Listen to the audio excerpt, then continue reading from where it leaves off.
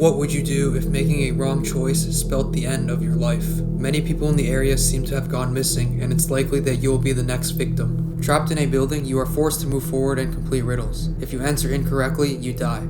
There seems to be no end to this maze. Who is the mastermind and why are they doing all of this? What would you do and how would you react? In this video, I'm going to break down the mistakes made, explain what you should do, and how to survive in Birdcage Castle. Before we begin, if you enjoy these How to Beat series, I would greatly appreciate it if you could subscribe. I'm a pretty small channel, so every subscriber would help. Recommending these videos to your friends can also help me grow. Okay, back to the video. The story starts off with a group of friends searching for their classmate, Shirasagi Kumo. Kumo was last witnessed a month ago with a young man at a local train station. Currently, she still has not been found. Saki gathers up 6 of their friends to search for Kumo. They have an idea of where she might be located, and they all head up towards the abandoned amusement park. This area is deserted. After closing a couple years back, it was scheduled for demolition, but plans ceased. The group enters the building, and to their surprise, they find a room with chains hooked to the wall. These look like an animal's collar. Okay, at this point, I get the f*** out and just call the police. Everything seems a bit too suspicious. What are chains doing in the main entrance of an abandoned amusement park? There's too many red flags going off, and I'd be looking at my surroundings to find out any clues. Suddenly, the door shuts behind them. Weird, no one is near the door. Everyone is panicking until they all hear a voice. Welcome to my Birdcage Castle. There is someone else in the room along with the group. Before they have any time to react, they are bombarded with sleeping gas and all of them faint. They are now in the hands of the owl. Kurobe wakes up to find himself strapped to a collar connected to another person. The speaker turns on and through an owl it states, "Welcome to the Birdcage Castle. You will all be playing a game called Find the Bluebird of Happiness. The only ones who find me will be given the chance to leave this castle safely. You will be faced with many selections. Think, examine, and move forward. There are 2 rules. You must move in pairs, and you can't go backwards once you have selected your route. The first selection will be decided by beginner's luck. Enter through the left door or the right. Let the search begin." Okay, looks like there's no time limit on our decisions, which can be beneficial or also detrimental. It's beneficial since we won't have the time pressure to make our decisions, so we can thoroughly think through all our choices, giving us a better chance of survival. But this can also be detrimental since we don't know how long this game will be played for. Humans can survive without food or water for a maximum of 3 days, and you'll be using more energy while thinking and playing the game. I would say that we have to complete the game within 24 hours or we might die of thirst.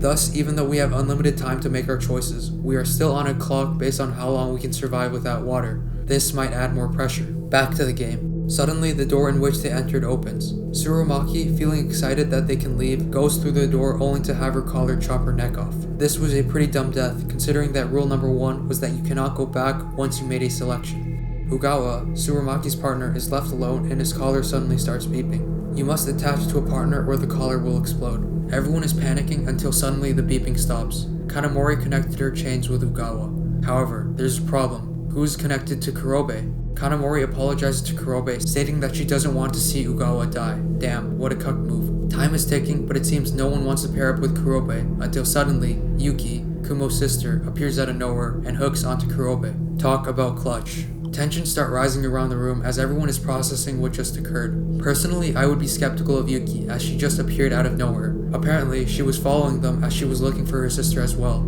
Tensions are rising within the group and the group splits their decisions. One group goes to the right and the other 2 goes left.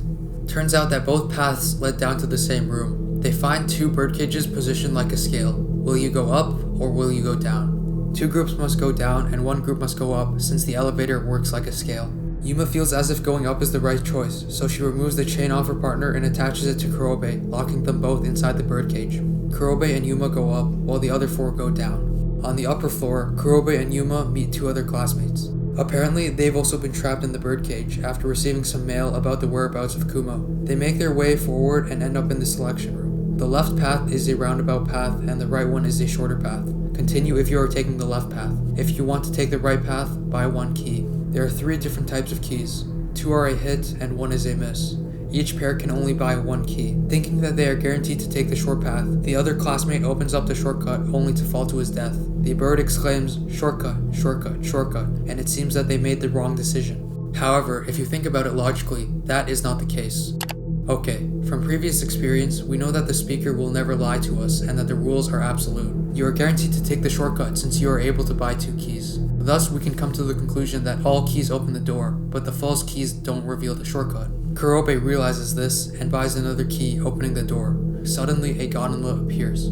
They get in and the gondola starts lowering. To keep the three of them alive, they will be constantly switching chains so that the sensor doesn't activate. Back to the bottom floor, where the other two groups meet Kimi and Momozu, another group of classmates. They all receive the same information about the whereabouts of Kumo, so they come to the conclusion that someone who bears a grudge against all of them invited them here. They make their way to the next room where the bird exclaims, "The hero shall insert his hand into the mouth of the bird and open the door. The sage will be saved and the fool will be punished." In front of the group lies a giant bird, and inside its mouth is a button. There are blades hanging from the top of the bird's mouth, and we can assume that whoever touches the button will get their hand cut off. What to do now? Okay, in this situation, I would take my time and think of all the options given to us. First of all, if you get your hand chopped off, you would most likely go unconscious from shock. The average human wouldn't be able to take the pain, and they would go unconscious. Not all of us are Luke Skywalker, and if you get your hand chopped off without immediate medical attention, it's basically the same thing as death. Also, you probably won't be able to function as well for the rest of the game if you do survive. Secondly, there is a pretty logical way to beat this riddle. All you have to do is look at the rules of the riddle and identify what it takes to win. The bird stated that the hero must insert his hand into the mouth of the bird and open the door. This means that there are two conditions to beat this game. The first is to insert your hand, and the second is a bird. While we can complete the first condition, if we look closely at the giant statue in front of us, we can see that the statue isn't really a bird, it's a griffin. Thus, the second condition isn't met. Most people will be swayed by the big sculpture and won't pay attention to the bird that is speaking to them. The fool will be punished. Ogawa tries sticking his hand into the griffin, but is stopped by Yuki after she realizes the answer. After realizing the answer, they proceed to push the button in the mouth of the speaker bird and a door opens up. The group goes up the stairs and arrives at a library with multiple floors and doors. This place is f***ing huge. But before they start the next game, Mozu, who was terrified after the previous ordeal, seeing what just happened, asks if Kimi, her boyfriend, will take responsibility for her death. She was confused by Kimi's actions within the previous rounds, since Kimi knew the answer but didn't tell the group and wanted to see what would happen. "If you let go of my hand, I will fall to my death. If not, you will take responsibility for my death."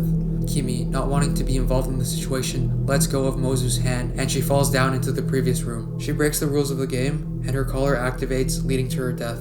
Okay, Kimi is f***ing crazy. No way in hell would I ever want to be near him, nor would I want to be his partner. He's smart as hell, but I wouldn't trust him with anything. He just killed someone out of his own volition because he didn't want to take responsibility for anyone else's death. Yuki beats the shit out of Kimi, frustrated as to why he didn't save Mozu. But all of a sudden, a random door opens up and enters Kurobe, Yuma, and the other classmate. The group reunites and everyone reattaches their collar, now with an even number. The hint for this puzzle is a quote from a book. No one in the group knows where this is from, but as soon as Kurobe enters the room, he exclaims that he knows the answer. The quote is from Kumo's favorite book.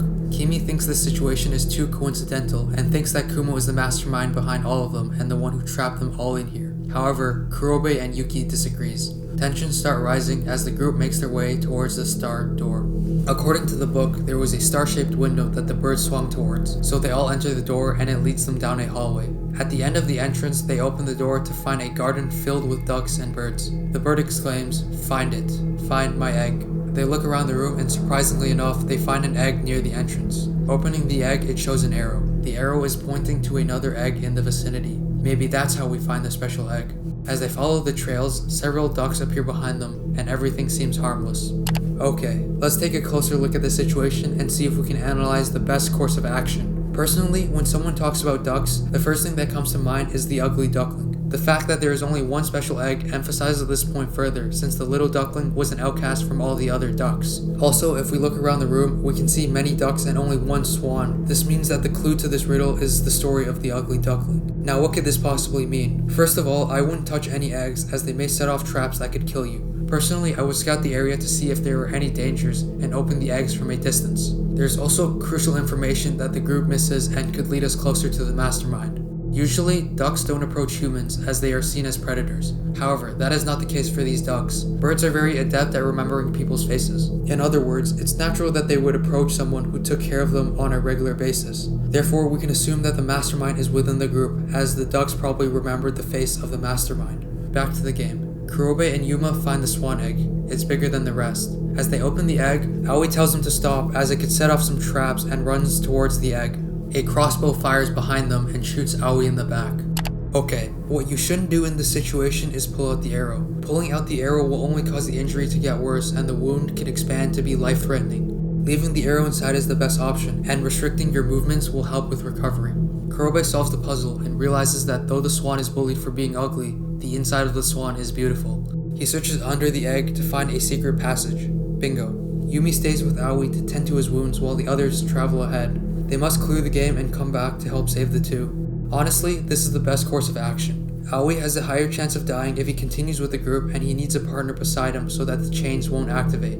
They reach the end of the hallway, open the door, and to their surprise, they are back at stage 1 with the birdcage elevators.